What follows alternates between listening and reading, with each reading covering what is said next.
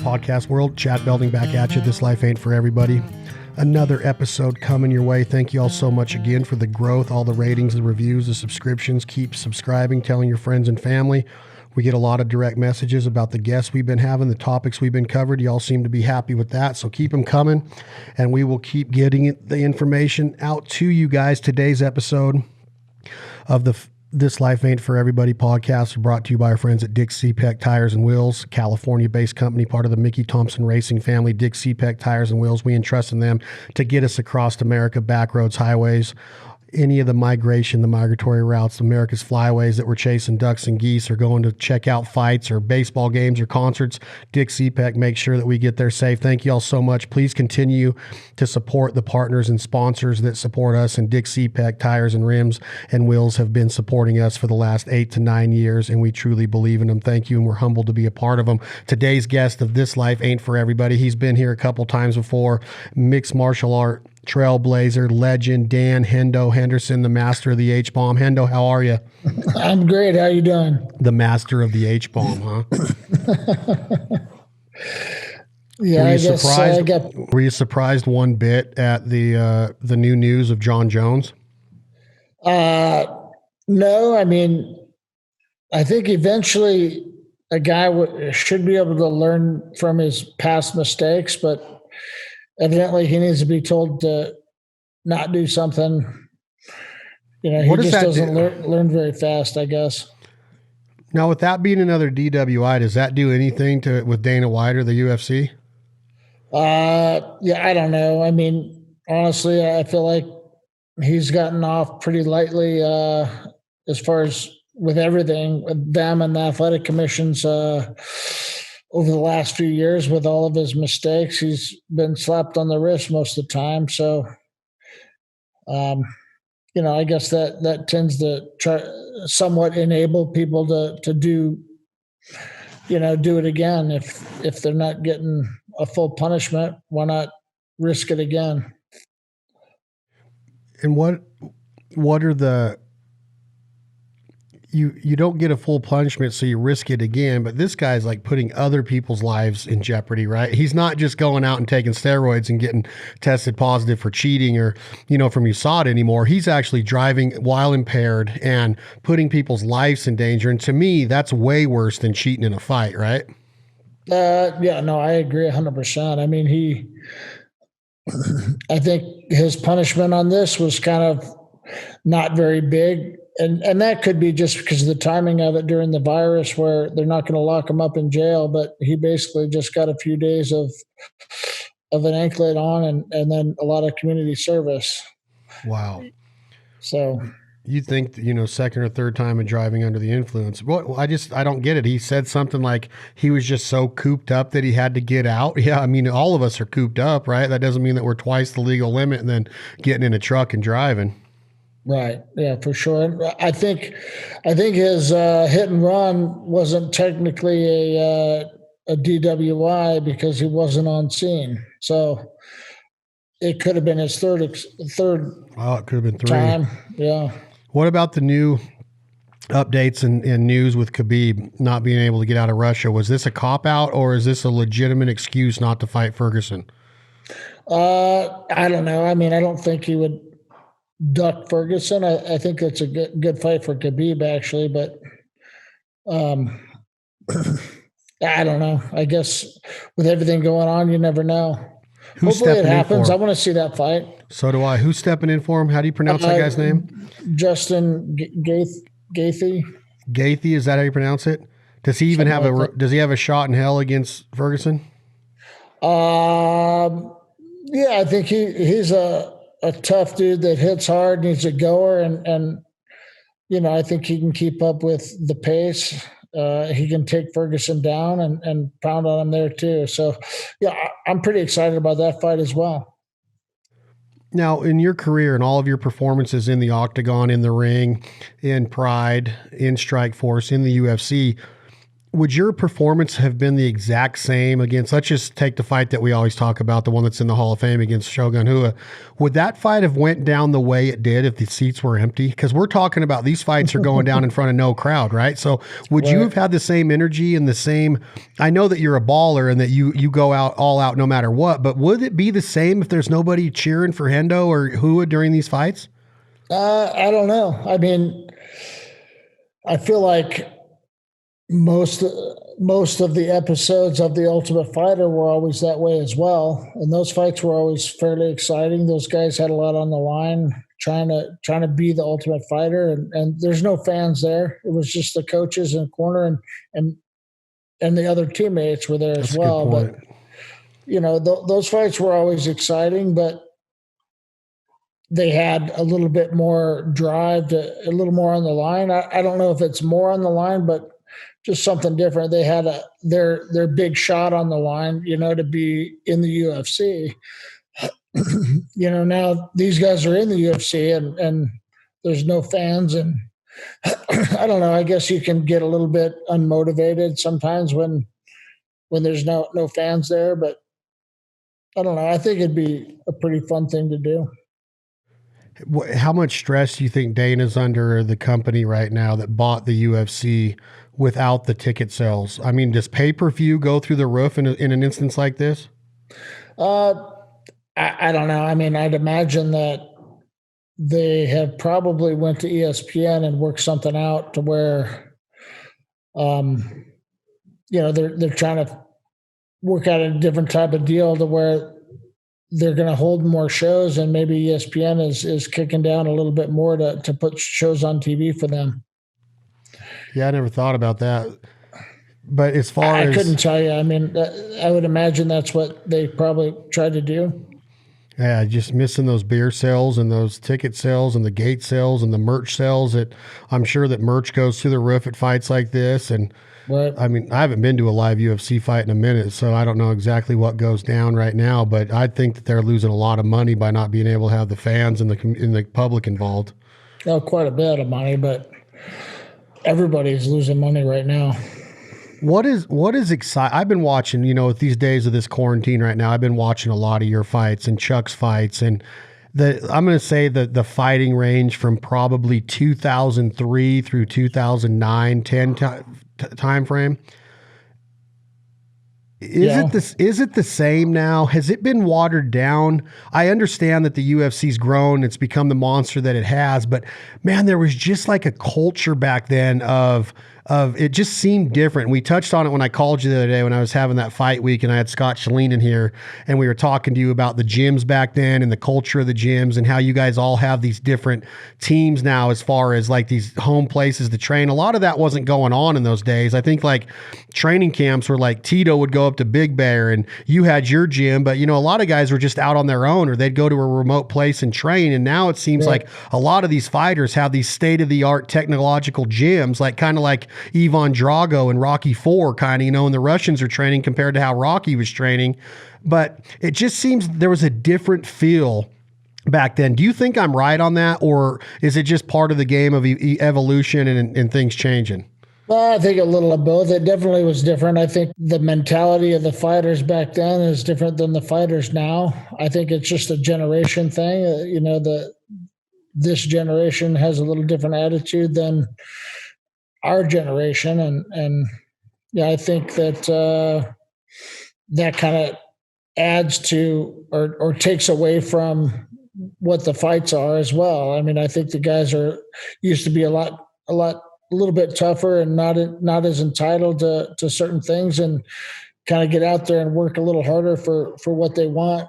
But the talent is still there. The guys are learning how to fight better at a younger age now than when I was fighting. So, it goes both ways. I think the talent's a little better, which sometimes makes the fights a little bit more exciting. But you also have a lot more fights now, and you don't really get excited about one fight as well as you did. As much as you did in the past, where there was less, maybe one event a month or something like that, instead of one a week. or even 2 a week if you have Bellator and UFC having, fights same weekend. Yeah, that's exactly what I'm thinking about. It's almost not, I don't like to use the term watered down, but I used to buy a lot more pay-per-views just because there wasn't as many, I guess. So I probably didn't buy more, but man, I used to just, the fights just seemed different culture. I don't know if it's because all the fighters look the same now and they're in the same dress. They all got the Reebok on. It used to be a lot more variety when it came to sponsors and wardrobe and the tarp or the banner being thrown over the side of the octagon. And everybody kind of had their own culture within their fight camp. And now that's all kind of been taken away unless you understand or know the fighter or what he's been training in or she. It just seems like there was a lot more culture built into it. When Hendo was in there, you knew what his lifestyle was like and who he supported. And now you were just a Reebok guy, right? And it used to be a lot more diversification and a lot more culture, in my opinion, of all of these different individuals that were truly just fighters. And now it's almost like everybody's part of this board game, and here's your red guy and here's your blue guy, and it just seems a lot different to me these days, and everything's just become more uniform to where there's I think a lot of the culture's been taken out of the UFC. I agree 100%. I think you still do have that in Bellator, though, that they're still able to have their own sponsors and their banners before the fight. So Bellator didn't take that away, but it definitely has changed in that aspect also in the UFC, especially. There's not so much any individuality anymore. It's all just, all uniform, and everybody's wearing the same looking thing, and everybody has the same sponsor type of thing. And I don't know. I just I do miss the old days as well. I miss Pride as well. The shows that they used to put on.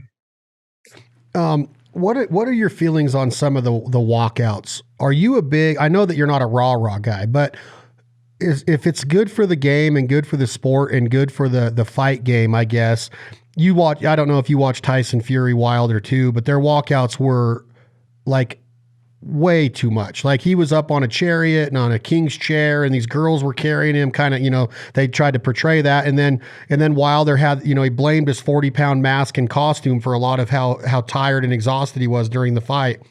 Then the style bender, these choreographers and these dancers and these rappers. And I know that you've had a country singer, sit there and sing a song while you've come out, but it was never like, it was almost like the Apollo Creed in Rocky IV, right before he fought Ivan Drago, when James Brown came out and sang Coming to America.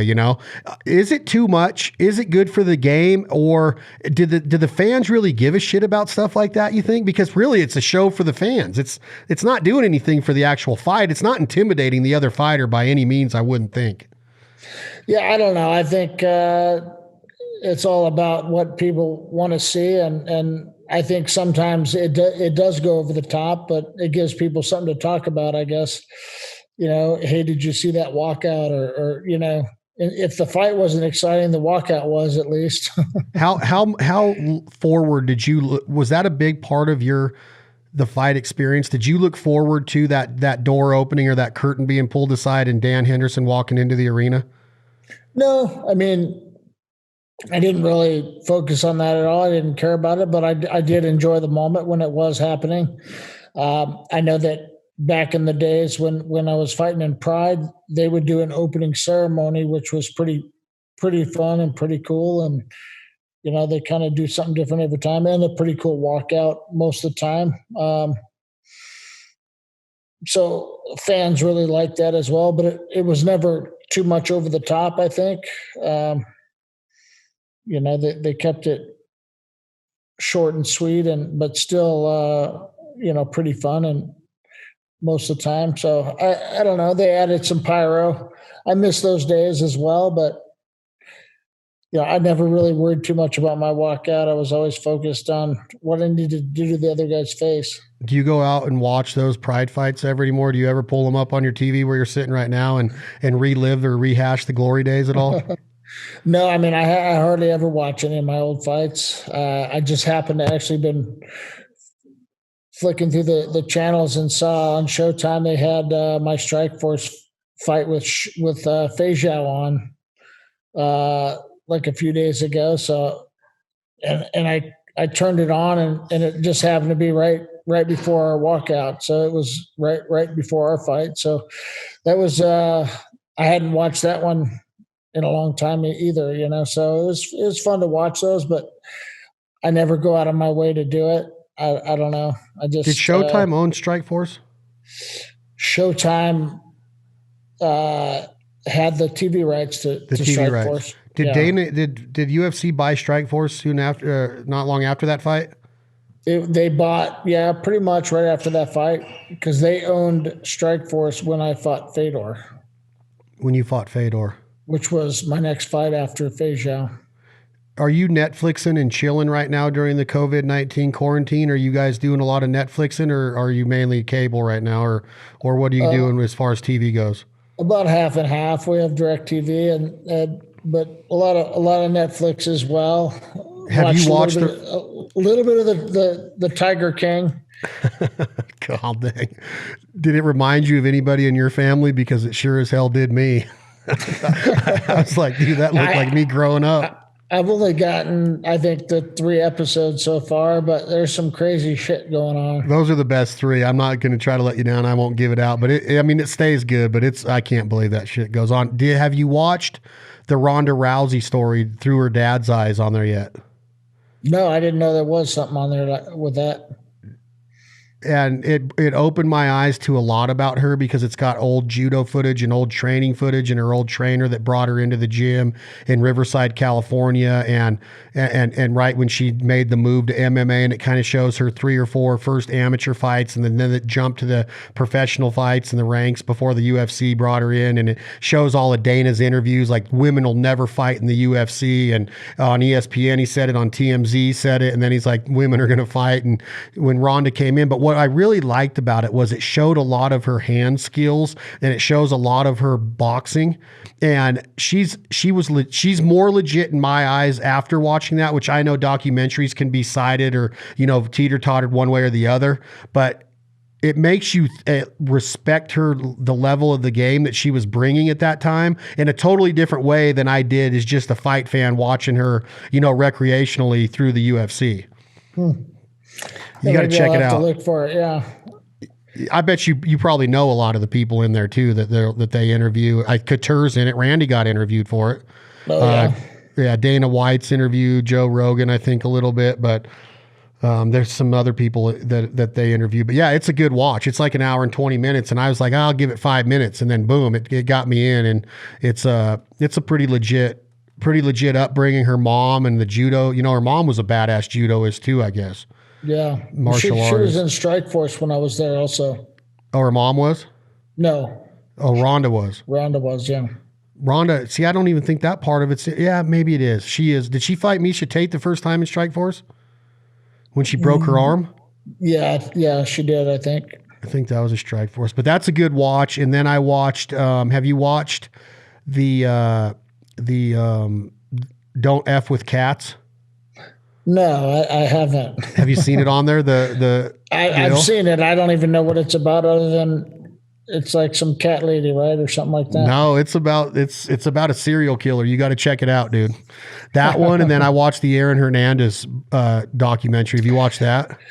I think we watched at least one episode of it, because there's like a few episodes of it, right? Like broken up into 4. It's a legit documentary, like very legit, well done. NCAA quarantine, or not quarantine, but COVID, all the winter sports, spring sports. They just said that they are going to allow another year of eligibility. But what if they didn't? What if Dan Henderson, in your college career, and you're up for a national title run? Let's take it like the kid that won the Hodge Trophy this year, Spencer Lee at Iowa. Going for a national championship, and they come in and say the rest of the season's over. The Olympics are canceled. There'll be nothing. What does that do to your psyche as a fighter, as a competitor Kyle Snyder's come out and said, well, we'll just have to wait for 2021 when the Olympics finally go off. Would it take its toll on a fighter mentally if he's an NCAA, a potential champion, maybe winning his 2nd or 3rd NCAA championship or Big Ten championship or whatever it is, and then all of a sudden it's just like, hey, y'all are done? Could you imagine? I'm sure it's a big letdown for sure after all the hard work they put in for, for wrestling. It was 95% of the season was finished, and just the basically the finals were about to happen when they canceled them. So, that's got to be a big letdown. But you also kind of have a solid bit of rankings and what guy was probably going to win it, or the top few guys. So I mean, I don't know. It's You do need to look forward to going on, especially if you're a senior, kind of looking to make that Olympic team, national team, and try to go that route when the Olympics do come back around, which gives some of these guys a little bit more time to try and make the team, I guess. Yeah, I think I just what a letdown though, man. Because the NCAA championships are everything to a wrestler and a team, and the other part of it is that finally somebody's probably going to win the NCAA title besides Penn State in the last 5 or 6 years, and it looks like it might be the Hawkeyes again. The whole Dan Gable story, and they're in the running for the team championship, and it gets canceled. So that's got to be a shitty deal for them as well.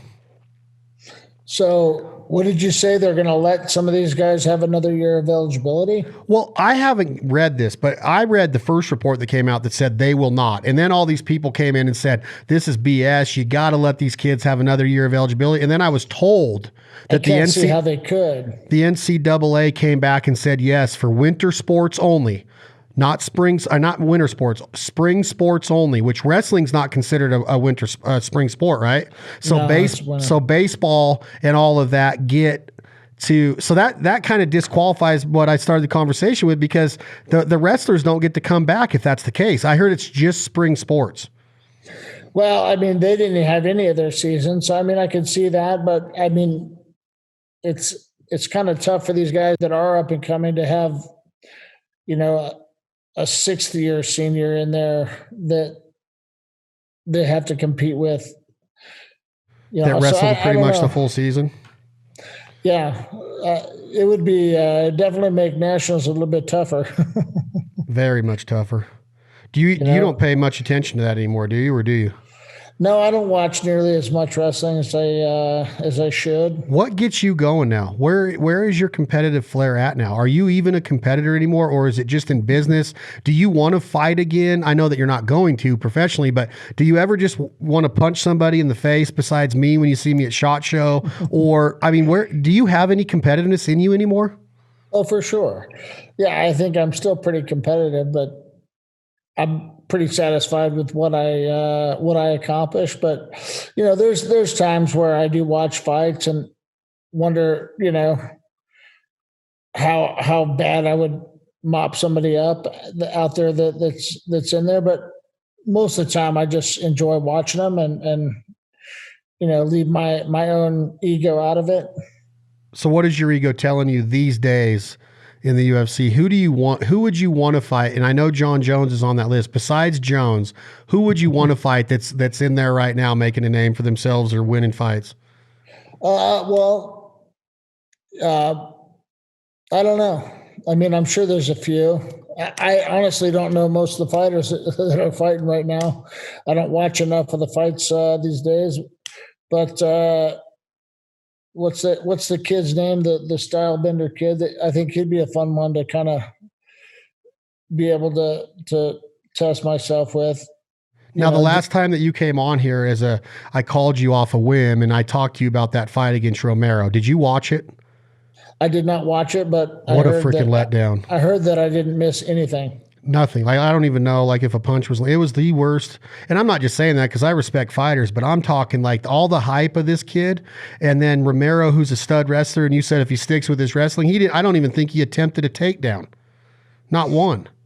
It was terrible. It was, oh man, I don't know if they'll ever give him another opportunity or not, but It's crazy. So what else are you got going? What are you looking forward to the most? Before we get into some business, are you Traegering a bunch during this? Are you eating at home every meal? Are you getting takeout? Do you trust the takeout in your area? Are you supporting local restaurants through takeout, curbside dining, or gift cards? Are you cooking for your family? Is your wife doing it all? What's going on in the Henderson household during the quarantine? Well, most of the time I've been cooking over the last couple of years, but since the quarantine, the wife stepped it up a little bit and started cooking about half the time. Um, but we have been using the trigger, and I still try to support the local restaurants, but I've got quite a bit of food in the freezer that I'd like to try to eat up. And I feel like that's all I've been doing though is eating and not working out. So, but I actually just I actually just worked out today. I got back from the gym right before this and did a pretty hard little circuit and Cardio or weights? Weights, a lot of reps, and my body was a little worn out. Are you drinking at all during the quarantine? Do you find yourself pouring a cocktail earlier than you usually would this time of year or on a weekday, or has that taken its toll on you at all? Like, I'm not saying in excess, but are you drinking more than you usually would on a Wednesday? Not right now, but tonight, are you going to crack a bottle of wine or a cocktail? I would think I actually think I'm drinking less than I normally would. And there's a lot less socializing going on right now. So yeah, I don't know. But there's been a couple times where I sit here and drink with the wife and where we have a big old party on Zoom. A lot of the friends get on there and drink and hang out and BS for a while. But mostly I think I'm drinking less. Really? Which is probably good for my beer belly. Well, you deserve to have one now. Do you ever look at yourself and say, I'm going to get back in fight shape anymore? Do you want a six pack again? Are you into that? I look at myself and say, God damn, I got to get rid of that little chub down around my belly button area. Does the wife say the same thing, or is she okay with it? She makes comments here and there. You're not the same Dan I fell in love with. I want that. No, she doesn't say that. Back. She doesn't say that, but she tells you they joke around with me sometimes. But geez, man, she doesn't ever go to the gym either, but she just keeps getting skinnier. Really? Yeah, I don't know what. She doesn't work out at all. No, not in the last few years. Why don't you go on the Rogan podcast? Has he ever asked you to be on it? No, he's never hit me up, and I've never hit him up. I'm sure that one of these days I'll hit him up and but I think that'd be fun. Yeah, I think he would think the same thing, that you'd be a great guest for him on there with all of your knowledge of the fight game, plus your career, plus business, all that stuff. Yeah, I mean, I think it would be fun. What kind of guy is he? As far as personal friend? Personally, like maybe not friendship, but what kind of guy is he that you know Joe Rogan as?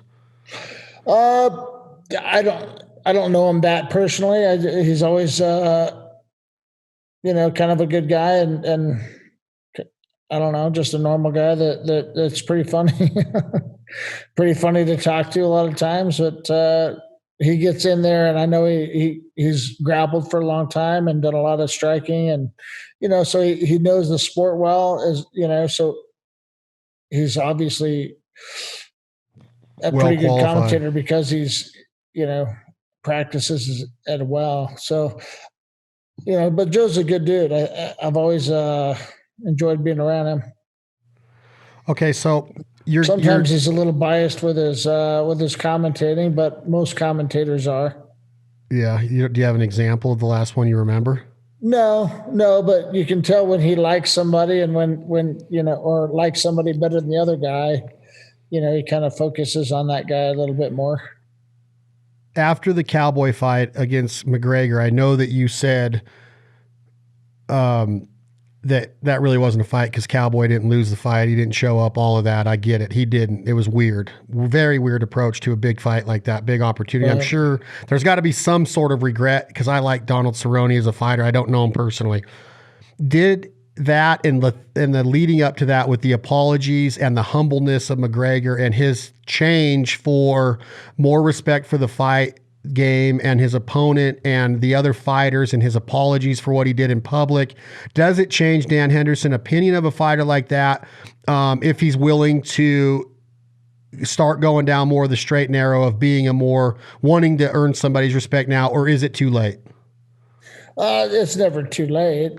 I wouldn't say that, but I think it's too early to kind of give him that respect. I think he needs to kind of show that he's matured a little bit and he can actually go out and be a role model, being in the role that he is. He should be somebody that kids could look up to and try to be like, instead of, all the clown stuff that he does. And, some of that is all great and fine and brings more fans to the sport. And I'm all for that. But some of the stuff that he's done, that because he feels like he can do whatever he wants and not have any consequences, punching an old man in a bar, I think that's going to take a lot of fans to get over stuff like that. Throwing a chair through the bus window and making it so a few people couldn't fight that weekend because he did that. And especially after training and preparing for a fight, and then to have somebody take that away from them, it just kind of sucks. And he's the one that did that. And I don't think people should forget that. I think he definitely could redeem himself, but not yet. Not in my mind yet. Was there any fighter from your era? And when I say your era, I know that you're only in your 40s, so it's not like we're talking a huge span here, but this is, I'm saying 99 through 09, somewhere in there. Is there any fighter that came across that way that you remember that was pulling antics like that was pissing other fighters off or putting a black eye or a potential bruise on the sport and not the livelihood of other fighters, but even though Conor did put the livelihood in jeopardy in the bus incident in the chairs, or throwing the fence through the window, throwing the chairs through there, hurting fighters, scaring the living piss out of the bus driver. Was there fighters back in the day that did that? I know that Tito was a guy that mouthed off and got kind of arrogant and cocky, but did anybody ever take it to the extent that Conor has? No, not that I can recall. Not anybody that I've known of. Which, like I said, some of the stuff's all good, but when it comes to affecting other fighters and other people, in a negative way, that's where he's kind of crossed the line a few times. Yeah, but it's not too late though. It's too early, but it's never too late to get Hendo's respect to where. Did you see the tweet that Conor put out in the interview about Chuck? Chuck tweeted it today about how Chuck Liddell vastly, hugely inspired Conor McGregor. And then Chuck was saying thank you for the quote in the interview about, I guess Conor had said that the fighter that inspired him the most, or one of them that inspired him the most, was the Iceman Liddell. And then Chuck reposted it today and said his 2 cents about how humbling it was to hear that from one of the greatest, one of the greats of the game today, the fight game. So I didn't know if you read that or not, but it seems that he's trying to do more things like that, of pay homage to the guys that brought this sport to the forefront and made it to where. Because I don't know if the UFC would be where it is if it wasn't for that air of probably 2001, 2002 to where when you retired, I think that you and the Liddells and the Hughes and the GSPs, I just think that is the prime of this mixed martial arts fight game. And now I didn't know Pride the way that I did, once the UFC got in the pay-per-views in the living rooms of America.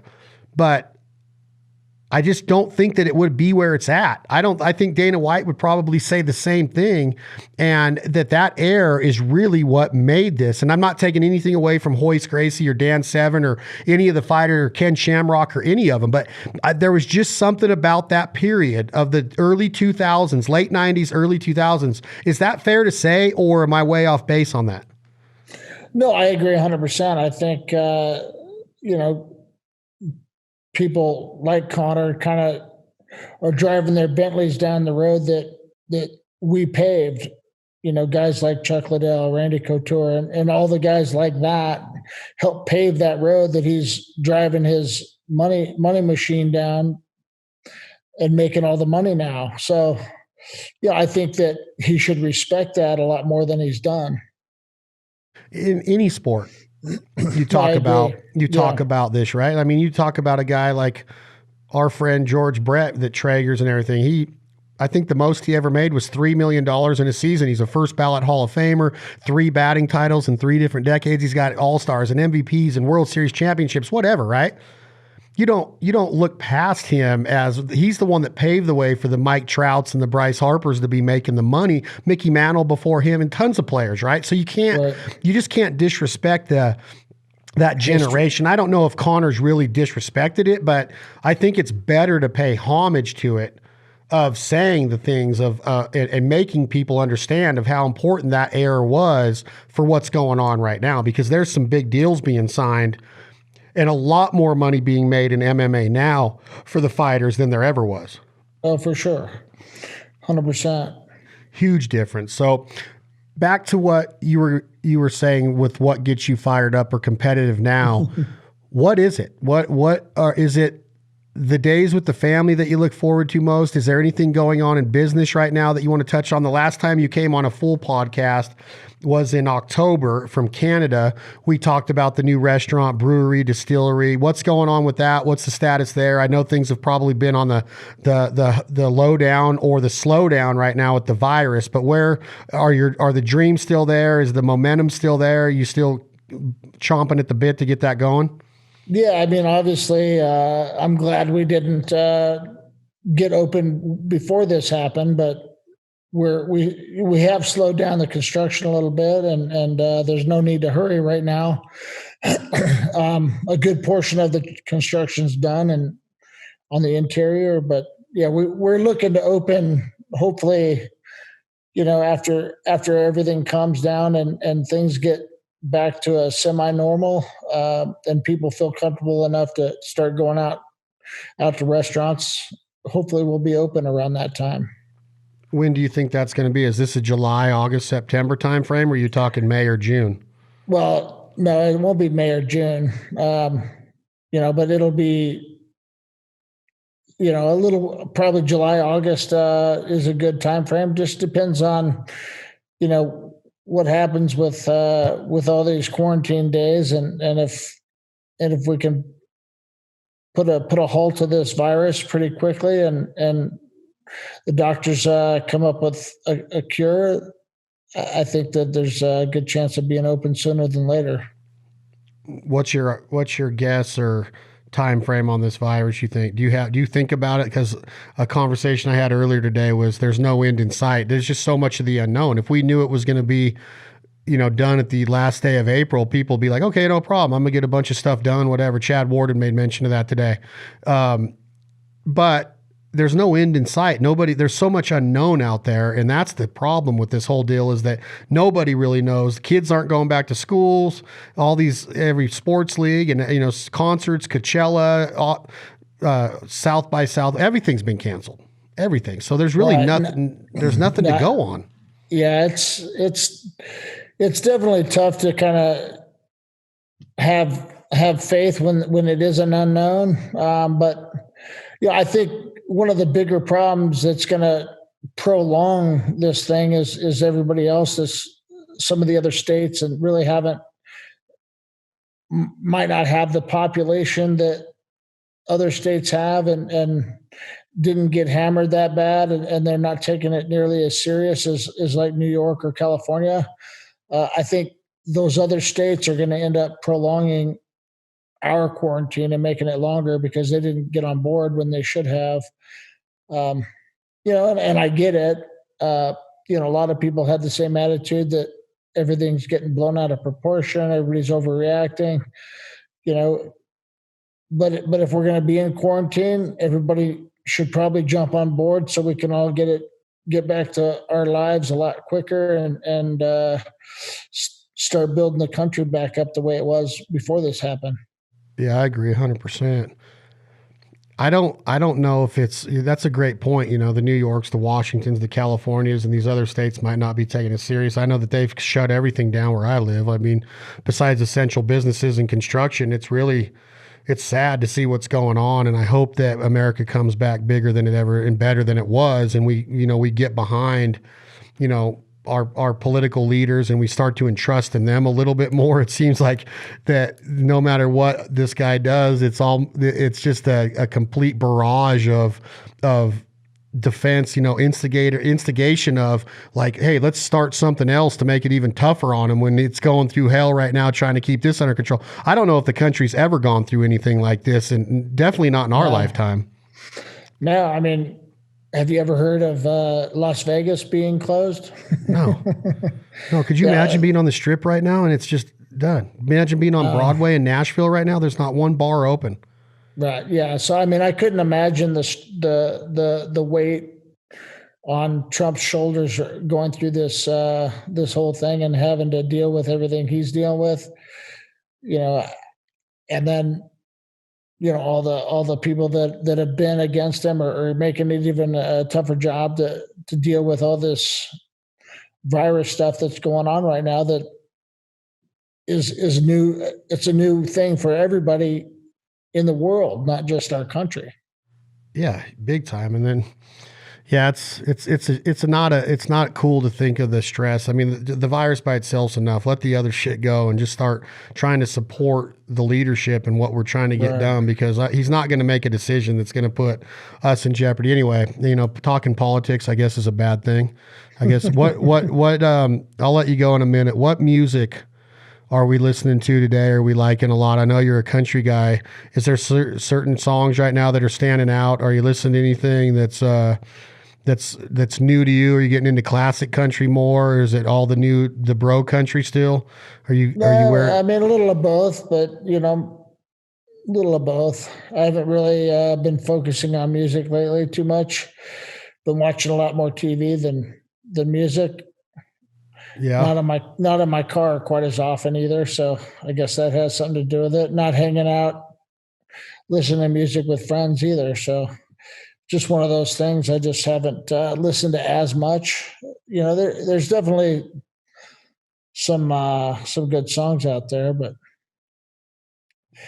I think the whole world's kind of slowed down with everything that they were doing, and just I related to Groundhog Day. I'm gonna have to watch that movie. So it seems like that's most everybody's day these days is like Groundhog Day. It really is. Yeah.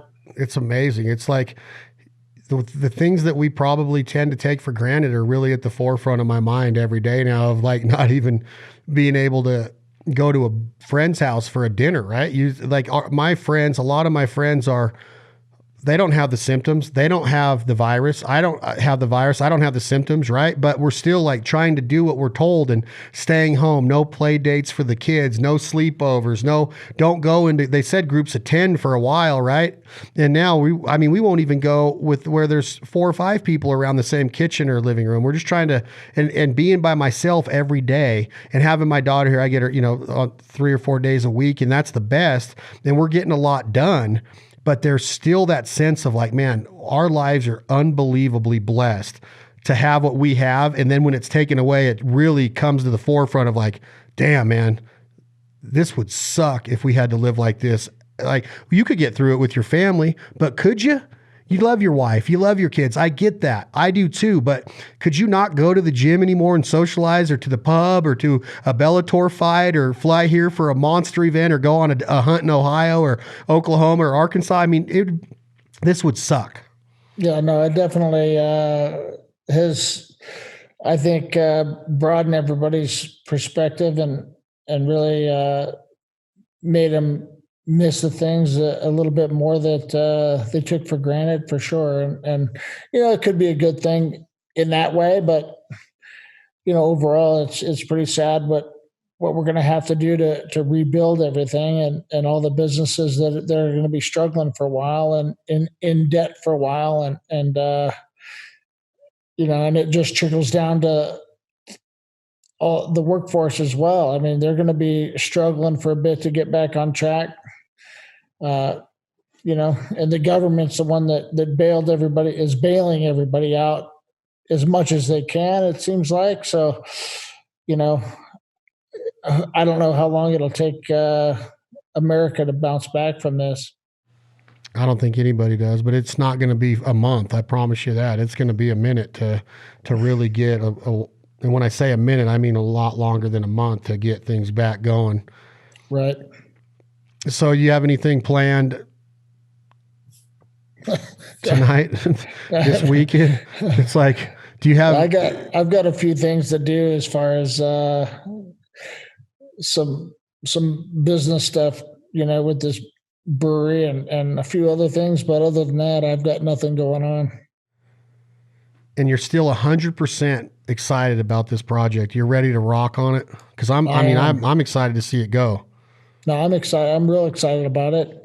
But it's hard to be excited about anything when you don't know what the future is going to hold right now. I mean, you'd imagine that things are going to get back on track and people are going to start going back to work. Things are going to start opening and life will slowly get back to normal. But, you don't know at what point that's going to happen, and at some place in the back of your mind, you're wondering if it ever will. So, but I guarantee I'm pretty confident that it's going to get back to normal eventually, but it could be prolonged by like some of those states that aren't taking this as serious as, as everybody else, just to at least get on board and get back to normal life sooner. Yeah, I hope they do. I hope that people really start to understand that. I mean, I've seen videos out there of these quarantine, the corona virus parties. Have you seen these of the kids sucking on the same popsicle or the same lollipop, and they're licking toilet seats, and they're just doing ignorant stuff? Like they don't listen to the leadership and the science and our medical experts and our leaders.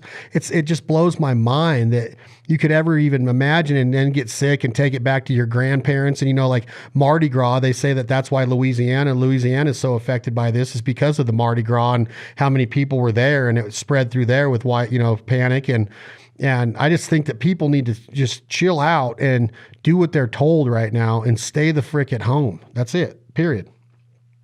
No, I agree 100%. I think the more people that get on board, the faster we could start making some alcohol and selling it. Yeah. I hope. Have you been tasting any of the custom stuff at all lately?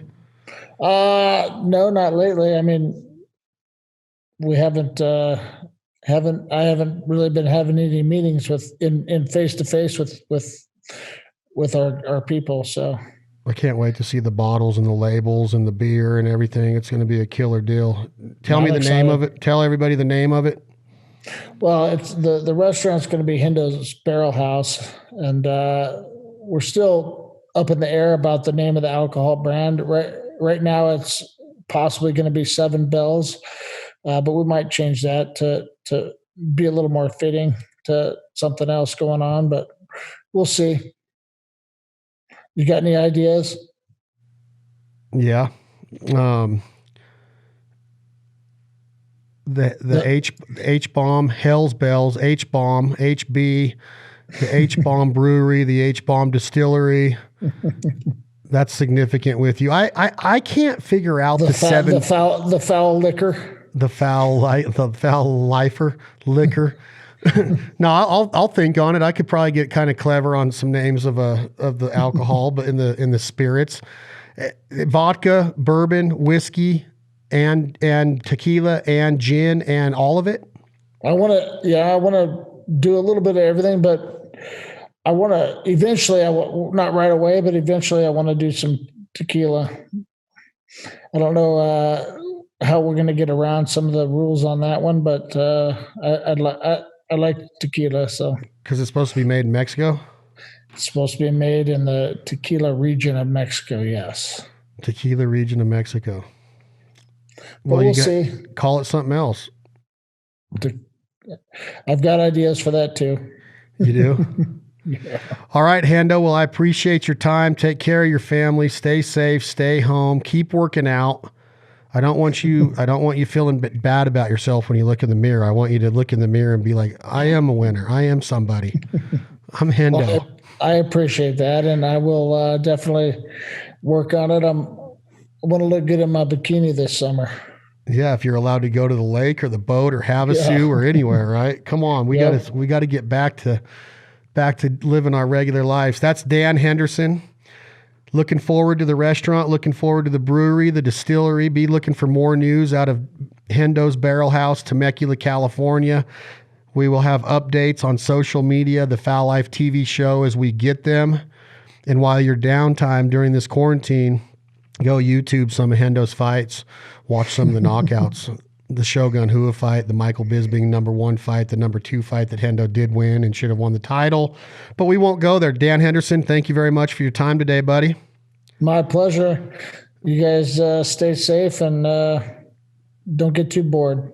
I will, and thank you for everything you did with the Chucks and the Randys. And let me know if we can do anything for you, and I will call you and get this paperwork situated and go from there. This has been another episode of This Life Ain't For Everybody. Today's episode, again, was brought to you by our friends at Dick CPAC Tires and Wheels. We trust them to get us across America daily, weekly, monthly, and yearly, and we see the future clearly. We're going to have Dick CPAC on all of our Ford trucks. So keep that in mind, guys.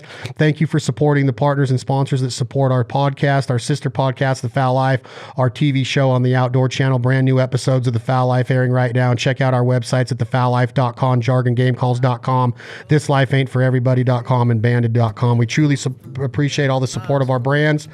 I'm Chad Belding, your host for Dan Henderson. We'll catch you guys next time. Tom, hit that button. This is our good friend Leith Lofton. The song's called What You Gonna Do When the Money's All Gone. See ya. I'd rather be poor living off in a hole, rich as hell without a soul. My home